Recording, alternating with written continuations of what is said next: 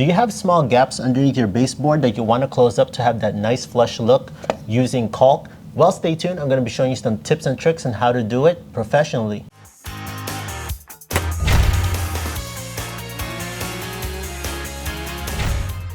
Hey there friends, welcome to Fix This House. If you're new to the channel, consider pressing the subscribe and notification bell so you can always be in tune on DIYs, how-to videos, and product reviews that I do within this channel. So maybe you're sitting on your couch looking at your living room and you notice these little tiny gaps underneath your baseboard and you just want to close it up so you can have that nice, flush, clean look. Well, I got a solution for you using caulk, and I'm going to show you some tips and tricks. Let's start with tip number one. First tip, whenever you're using any type of caulk, you want to have a good quality caulk gun. And I like to use this Newborn Drip Free. I highly suggest you invest on one of these. And also, the caulk that I like to use indoor and out is this Extreme Stretch by DAP. It is very forgiving and it's very easy to work on. So the next thing, whenever you buy a brand new caulk, you don't want to go and cut off very big tip on the end. Cut it on a small tip, just big enough so that you can insert the needle in there. Now, if you can get it a lot smaller and if you can have a smaller needle that you can stick through there, even better. The smaller the hole on there, the better that you can have more control.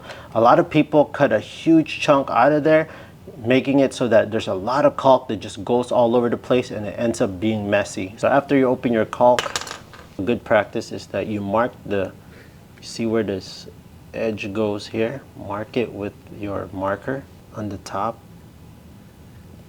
so that you know where to position this when you're touching your baseboard. So when you're doing this, you want to do it with a little bit of a bead at a time. You don't want to overload it with too much caulk like this, because that's going to end up doing that. If you do it with a smaller bead, little at a time,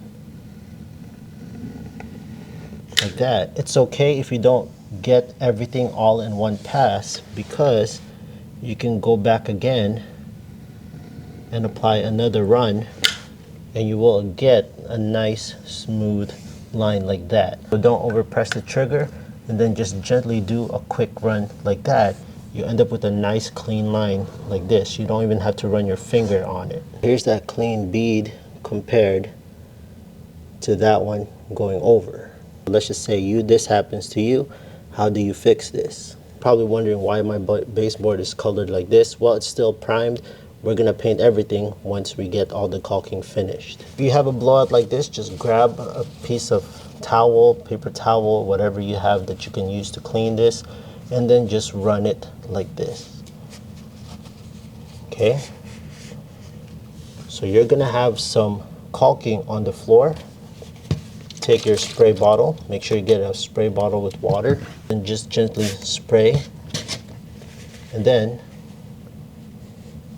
run it gently with pressure, like that. Or another tip, you can wet your paper towel, put it over your finger like that, and use that as a guide, apply the pressure, and you will end up having a nice clean line like that. You just wipe off the floor. Now you don't want to wait too long for this to dry and do this, because that caulking will dry up and it'll be a lot harder for you to clean after that. So that's how you can clean up this without having to scrub out the caulking, and you can still have that nice clean bead on there. You have that gap after you clean this one and that new line, just go back at it and put a small bead, run it. If you want to clean this up even more, just wet your finger a little bit with water, run it like this, and you're actually minimizing waste. You don't have too much caulking that you're wasting. So moving down the line, so now let's say you're not comfortable on just doing freehand caulking. Well, I got another solution, and that's what you can use your masking tape. Don't mind other people who say, hey, don't use masking tape. If you're uncomfortable on doing freehand, go with masking tape. You can't go wrong.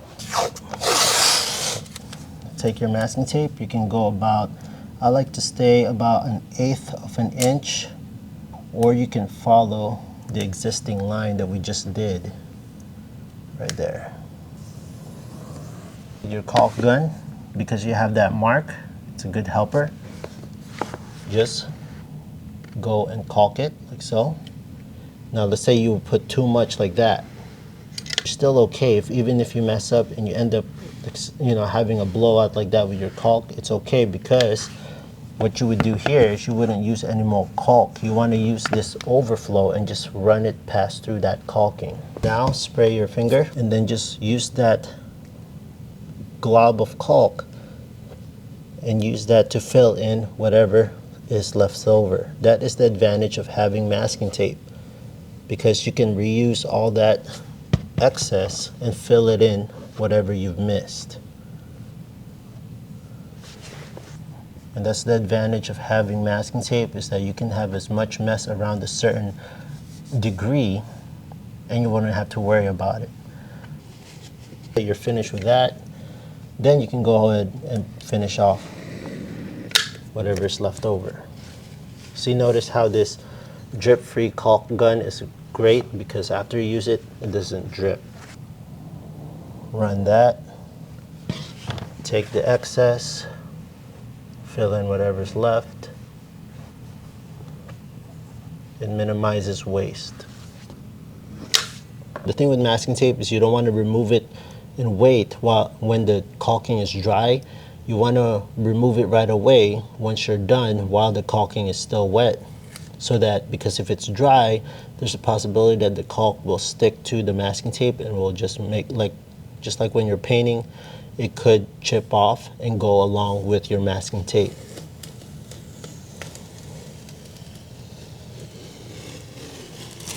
And there goes all your mess. Gives you that nice clean line. The remainder of this, I'm not going to be using masking tape. I'm just going to do it freehand. Again, gentle pressure, run it. But for some reason, after you end your caulk line and you end up with a glob like that at the end, don't fret. Spray bottle.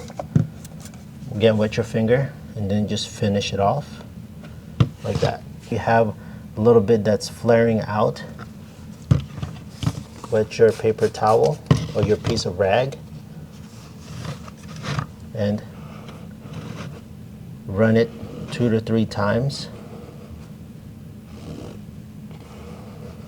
and you should have a little bit of excess there, and you'll have nice clean lines just like that. Now here's an example where I ran my finger and you can see that there's tiny little flares of caulking that's coming out of there, because my flooring is textured.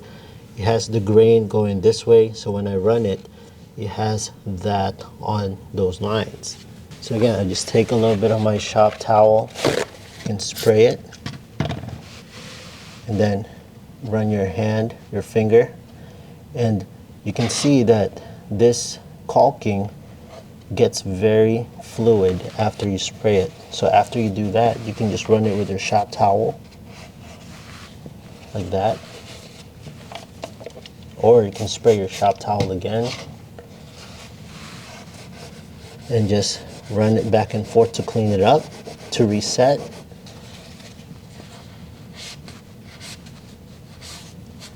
You've practically just reset it. So hopefully those are some helpful tips. And another tip that I'd like to give to you is that you're not probably going to use all of the caulking that you're going to be using for this project. So what you want to do is you want to invest on these caulk caps. So these caulk caps are a dime a dozen. They're super cheap. And what you can do with these is you pretty much just put it on the tip and they go over just like that. I like using these. I use them all the time whenever I have a lot of caulk left over, and they will last your caulking for many more months to come. And if you're interested on any tools, including these caulk caps that I use within this video, I'll leave all the links on the description down below. Another caulk saver that I like to use are these little nubs right here as well, and they're easy, and you just put it over and they work just as well as those caulk caps. The caulk caps come with like 35 pieces per box, and these ones come about 5 pieces per package. So it's totally up to you. So there you have it, friends. That's how you can caulk the bottom of your baseboards to make it that nice, clean, flush look. Again, you don't have to go with white caulking. There's different colored caulking. There's brown, black. It's whatever you want to choose for your design or whatever you want to match your flooring. If you do have a big gap on your baseboard to your floor, I wouldn't suggest caulking it. You would go with the quarter round or a shoe. Only thing with that is that when you start with a quarter round or a shoe, you will have to go and do the whole run around the perimeter of where your baseboard is going. So take that into account. And also, you want to analyze if your baseboard or your flooring is the gap that is going away from the baseboard. That means that you just have to build up your flooring. If you do have that issue, I did make a video on that. Check that video up here where I extend the flooring so that it can tuck underneath that baseboard. Okay, friends, so different situations. If you have any situations that are not related to anything that I said within this video, kind of leave it in the comment section down below. Let me know so I can make a video on that, so I can help you friends specifically on your needs. Again, friends, thanks so much for tuning in. If you found value to this video, please hit that big thumbs up, press the subscribe and notification bell, and I'll see you friends on the next video.